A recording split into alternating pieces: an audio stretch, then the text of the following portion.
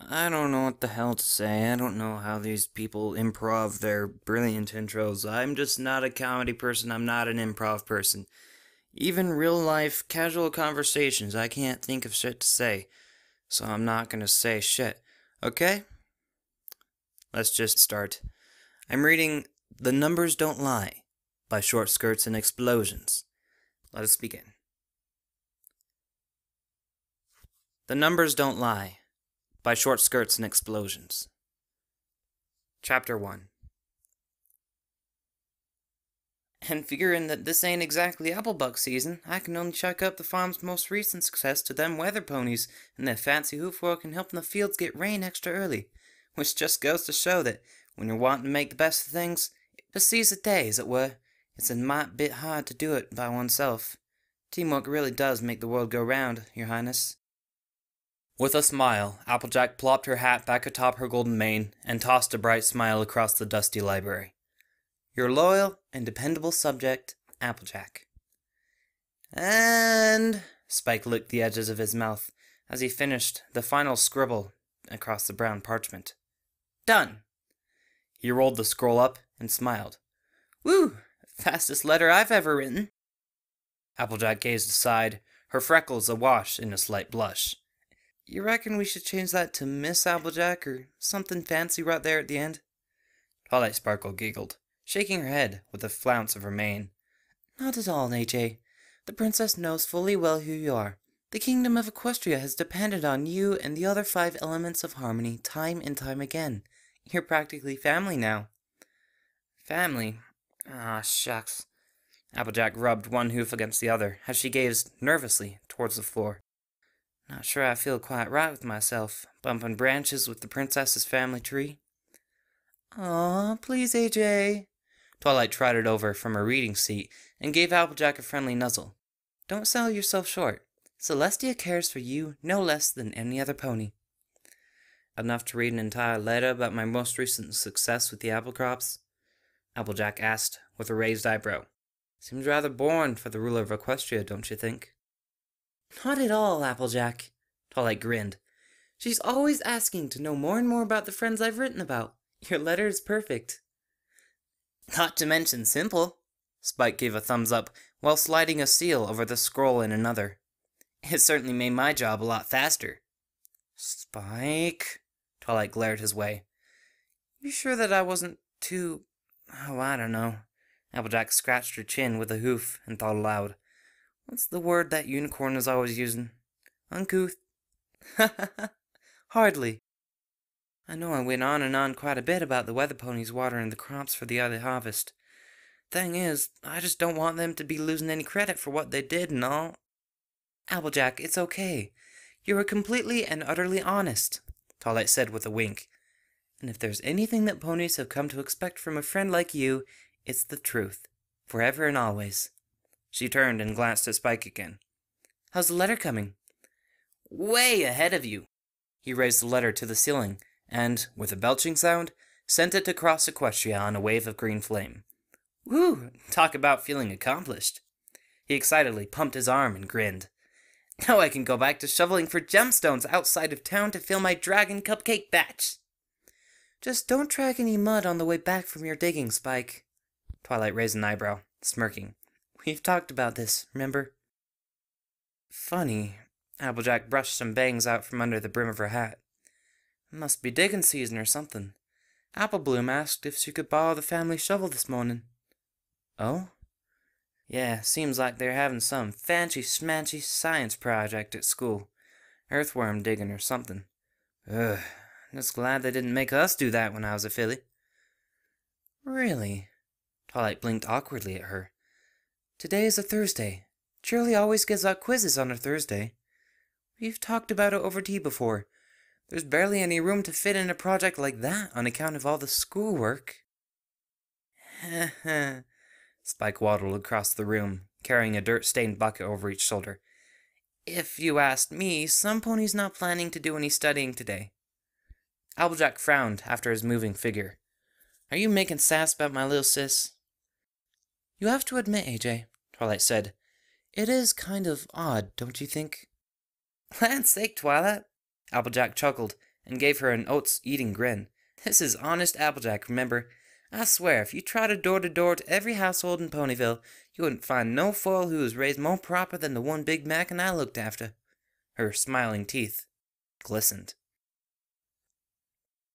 Dig faster, girls! Applebloom shouted, her face covered with dirt and clumps of grass as she stood, panting, over the edge of a tremendous ditch on the east side of town. We've been at this for 3 hours, and we've barely made a hole big enough to fit a trough in. I'm telling you, Scootaloo hissed, using her tiny wing stubs for counterbalance as she heaved more and more clumps of earth and clay out of the muddy pit. We're too close to the river. We're not going to find any gold here. You're thinking backwards, you emu, Sweetie Belle squeaked. With a high-pitched grunt, she flung her sister's ornate garden shovel into a wall of mud and glanced up at Applebloom. Applebloom, could you hoof me that book again? Sure thing. Applebloom snatched a book entitled Gold Digging for Donkeys that was lying by her side. I don't see what good it's going to do us. I've been taking a gander at it ever since we switched places. I haven't seen anything that'll tell us how to dig better. She nevertheless tossed it down to the dirt-stained filly. It bonked hard off the side of Sweetie's fluffy head. Ow! Her voice cracked. She rubbed her soiled mane, then gasped down at her hooves. Oh no! What? Scootaloo jumped. Is it a snake or something? No, it's worse, Sweetie whined. She knelt down and winced as she gingerly picked the mud-splotched book out from the depths of the brown muck. It's messy now, from front to back. You... Scootaloo squinted. Didn't check that out from Twilight Sparkle's library, did you? Sweetie's cheeks turned rosy. Maybe? Ugh, perfect! Scootaloo shoved her shovel down and barked up at Applebloom. I told you guys this was a bad idea. Cheerilee's going to give us detention, then kill us, then give us detention again. She'll forget everything once we've shown up to school with some sparkling gold, Applebloom remarked with a bright grin. Scootaloo bore a lethargic expression. Just how is she not gonna want to tear us limb for limb and tell on our families? 'Cause we'll be the only fillies in the last 100 years of Questia to earn ourselves cutie marks and gold digging. Maybe that's because the last miners who ever tried digging for gold all died in a freak accident ages ago. Hey, Sweetie Belle brightened, holding the book up high. I think I found something. Really? Applebloom hopped down into the dirt and crowded around her, along with Scootaloo. What is it? We're not supposed to be looking for gold next to the river. Sweetie Belle looked up at the others. We're supposed to be looking for gold inside the river. Scootaloo and Applebloom blinked. The feathered filly was the first to groan. That's it, I'm going home. Aw, come on, Scoots, Sweetie Belle cooed. Yeah, give it a chance, Applebloom pleaded. I've gotten in enough trouble for skipping school already without you two adding to the mix. That's because you're always sneaking out to watch Rainbow Dash kick clouds all day, Applebloom slyly said. Sweetie Belle giggled. Hey, shut up! Scootaloo frowned and grabbed her shovel. I'm going home. The sooner I get there, the sooner I can fake being sick and save my flank today. As the Pegasus made to hop out of the ditch, her shovel ran into something, making a reverberating clanking noise. Shh! Did you all hear that? Applebloom whispered. Scootaloo, freeze! Sweetie insisted. Scootaloo did so, her wings sticking in place. Her velvet eyes blinked as her two companions crouched around a tiny, muddy object that the shovel had exposed from within the deep pit. What in tarnation is it? Applebloom murmured. It made a loud noise, like it was made of metal or stone or something. Does gold make that sound? Scootaloo hoarsely inquired. Why should you care? I'm just asking. Jeez. Hold up. Applebloom dug at the thing, wiping her yellow hoof across its grimy exterior. Soon, a polished surface appeared, the color of silver. Well, 'tain't gold. I wonder what it is, Sweetie remarked, trembling in a breath of uncertainty. Oh, for crying out loud! Scootaloo dove in. Allow me. Hey! Scootaloo courageously plucked the cylinder from the muck with a squelching noise. Not expecting the size of it, she did a double take at the reflective object dangling in her grasp, marveling at all the shapes and lines being exposed as it draped clean of all the soil and detritus. The images of several grimacing unicorn faces shimmered in the noonday sun. "Whoa, hello there." It's... Apple Bloom blinked. Sweetie Belle bit her lip and squirmed away. "It's scary looking." "It's just a totem pole," Scootaloo said with her wings buzzing. "A totem what?" "Rainbow Dash told me all about them from her visit to the buffalo of Appaloosa." Apple Bloom raised her eyebrow. "Since when do buffalo make things out of silver?" "Yeah, well," Scootaloo twitched. "I want to see you two come up with a better explanation." She shook the object to get the rest of the mud off, and suddenly it glowed with a loud hum. "Uh-oh." "Scootaloo!" Sweetie squeaked. "What did you do?" I don't know." Scootaloo's teeth chattered as she held the vibrating cylinder at forelimbs length. "I think the stupid thing doesn't like to be shaken." "Well, drop it!" Apple Bloom shouted. "Drop it where?" "Girls, look out!" All three of them squealed and dove to the side as a bright flash of silver luminescence fountained outward from the object. Every blade of grass, every green leaf, and every fluff of cloud billowed from the glowing wave's touch. The sparkling aura swam from horizon to horizon, briefly engulfing the blue color of the sky. Then, as swiftly as the pulse had begun, it ended, drizzling a fine layer of twinkling dust over everypony's coat that disappeared after a few fragile seconds. Apple Bloom was the first to get up, rubbing her skull and blinking dazedly across the tiny trench. "Ew, muffins, what was that?" Gulping, she gazed around the hole. "Is everypony okay?" "Apple Bloom?" Sweetie Belle blinked steadily at her. "Are we dead?" "No, we certainly ain't dead." "Then how come you have a halo over your head?" "Huh?" Apple Bloom made a face. "The hey are you going on about?" That halo," Sweetie pointed. "Over your head." Apple Bloom felt a hoof over her mane, but all she made contact with was her hairbrow. "I feel nothing." She did a double take, then leaned over with a squint. "But you sure as heck got one over yours." Sweetie gasped, flinging her hooves up. From Apple Bloom's perspective, the tiny unicorn's forelimbs were waving through the shape of a vertical ellipse, as if shadows were passing through a silver beacon of light. The circular emblem stayed hovering at a fixed point over Sweetie's head, no matter how many times or in what direction her skull moved. "I don't feel anything." "I'm not making this up, Sweetie Belle. You've got something over your head." "Well, you've got something over yours, too." At the sound of the moan, both girls looked over at their Pegasus friend. "Scootaloo, are you okay?" Scootaloo sniffed. Sitting up, she stared at a nasty bruise on her forelimb. It started to bleed while throbbing with undeniable pain. Nevertheless, Scootaloo dried her tears before so much as looking the other filly's way. "Yeah, I'm fine." "You sure? 'Cause you just took an awful tumble." Upon hearing a magical chime sound a light in the air, Apple Bloom did a double take. Her eyes shot up over Scootaloo's head. Sweetie Belle gasped. Her hoo was flying to her pale muzzle. "Apple Bloom, look! She's got a 1 over her head." Scootaloo blinked awkwardly, unaware of the floating silver 1 above her crown. "The heck are you two going on about? Did you hit your heads or something?" "Scootaloo," Apple Bloom gazed suspiciously. "Are you sure you're all right?" "Didn't I tell you already?" Scootaloo sniffed and hid her bruised forelimb. "I said I'm fine. Sheesh." This time, she too heard the magical chime. The number 1 morphed into a floating 2 over her head. She blinked nervously and began to sweat. What are you staring at?" Sweetie Belle and Apple Bloom exchanged glances.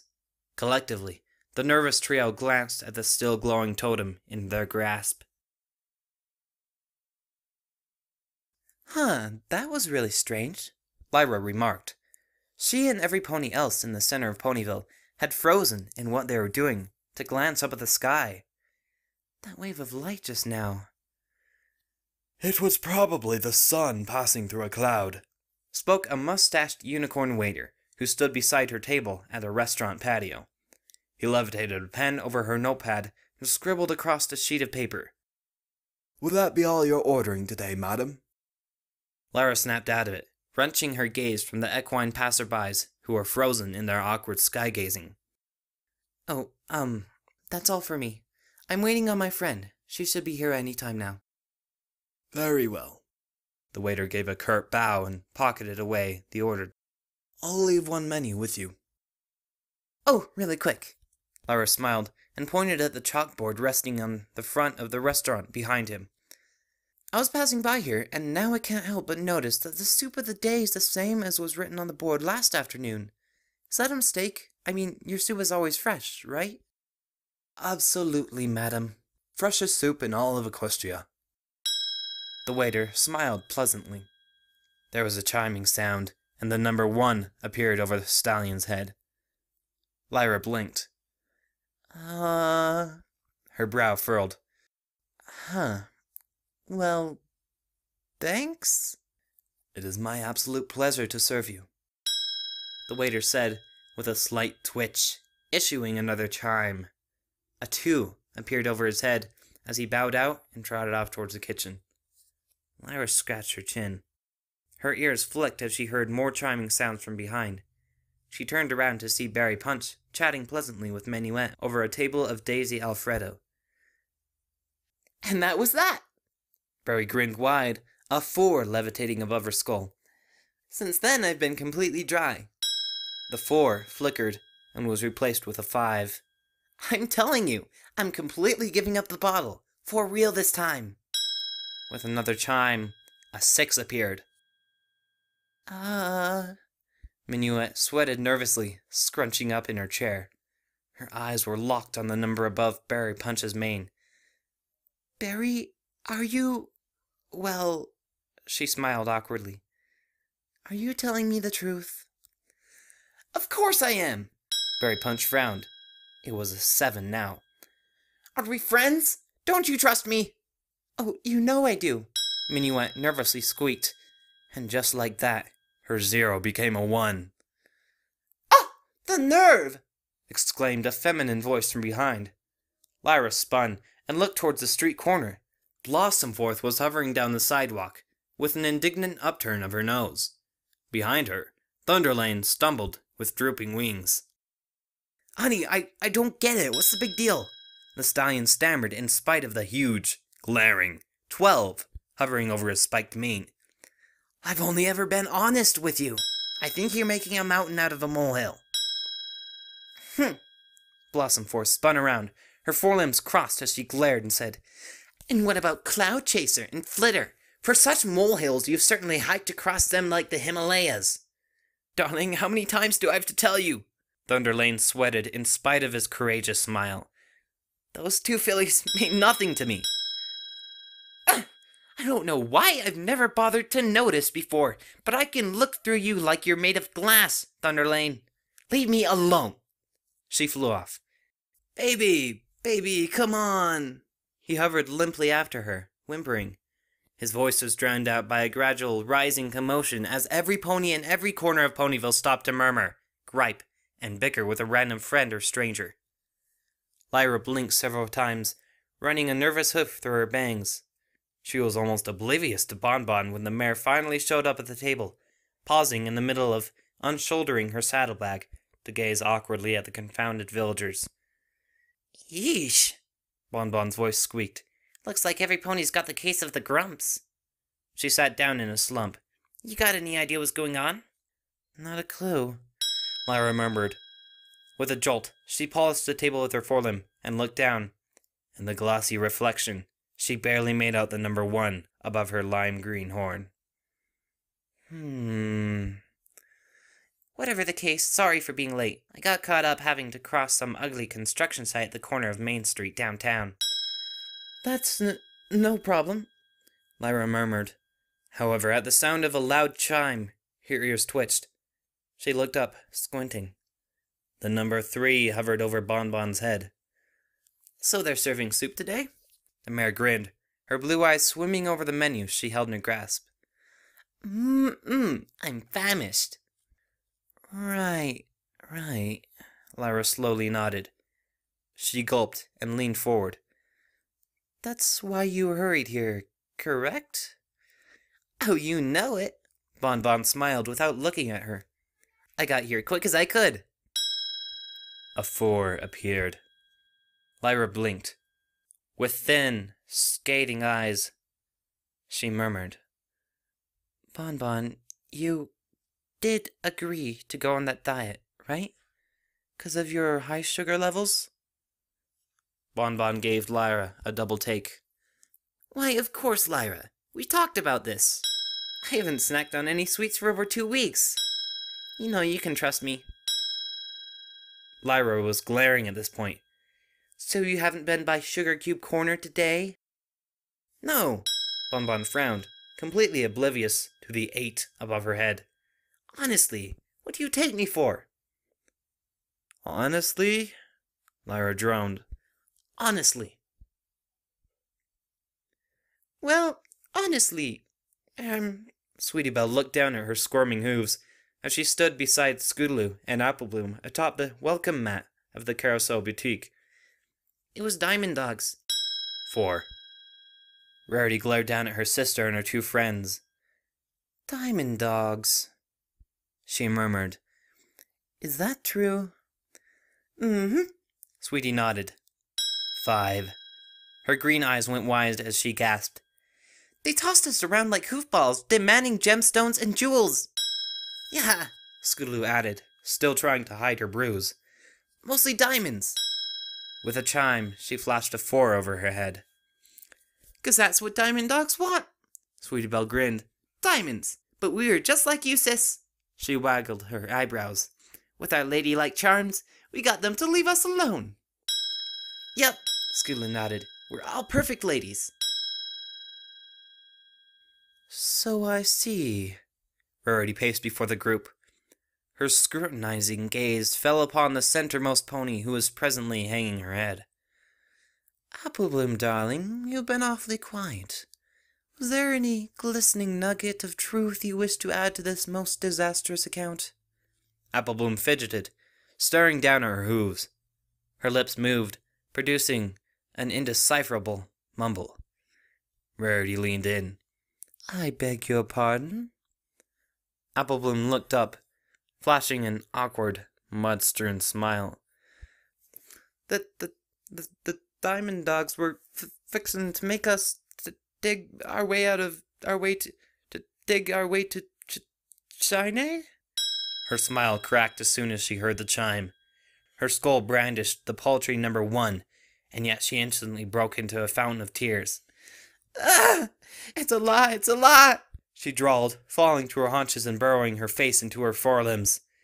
"Please don't be mad at us. My big sister's gonna lock me up in the barn for an entire year." Scootaloo face-hoofed, while Sweetie Belle rolled her eyes. The 2 slumped in defeat, as the most conscientious of the 3 wailed like an infant. "Now, don't be making such an outrageous scene, Applebloom. I am not entirely mad at the 3 of you." Rarity smiled and reached her hoof out to comfort her. She paused in mid-gesture, however, as she studied all the mud and grime on the yellow filly's coat. She not so stealthily floated a towel over, wiping Applebloom's skull clean, and then finally leaned in to give her a delicate hug. "If anything, I am most exceedingly glad to have witnessed you 3 returning home safely. There's been a relatively calamitous series of events transpiring around Ponyville this morning. I've had 3 separate customers abandon the boutique in the middle of exchanging bits over dresses. Celestia above! I saw ghastly numbers floating above the ponies' heads as if they were haunted. I suspect some foul magic is at play, and it's such a relief to know that you 3 are safe in spite of it all." "Foul magic?" Sweetie Belle remarked, her eyes thin. "Really?" "Shh!" Scootaloo swatted her atop the pale horn. "Come on, shut it!" Rarity frowned at the gesture Scootaloo made to her younger sister. She leaned forward over Applebloom's sobbing form. Scootaloo? The fashionista's blue eyes fixated on a sparkling item clutched beneath Scootaloo's orange feathers. Be a good dear and show me what it is you're hiding. It's nothing, Scootaloo chirped with a twitching smile. Honest! Her 6 skipped all the way to 8, and her wings drooped, as did her expression. Rarity's glare could shatter diamonds. Fine. Scootaloo limply hoofed over the glowing totem. We found this in a hole by the river as we were digging to discover a gold farm in Cutie Marks. She droned. My word! Rarity held a hoof over her gasping chest as she levitated the silver item in front of her dazzled eyes. This is certainly a most remarkable find. She gulped dryly and bore a delirious smile. You mean to say that you found an item of such resplendent fabulosity in the middle of an ordinary ditch? It took a lot of digging, Sweetie Belle's voice cracked, and it sent off this big flash of light after Scootaloo shook it. Hey, Scootaloo squawked. Don't blame all this on me. Blame all of what on her? Rarity remarked with a raised eyebrow. I don't want to live on a barn. Applebloom continued to wail. No, there, darling. Rarity consoled her with a hoof pat to her shoulder. Her eyes studied the silver shine of the totem, comparing it to the glowing 8, 7, and 1 over the fillies' heads. I do believe I'm starting to ascertain the truth here.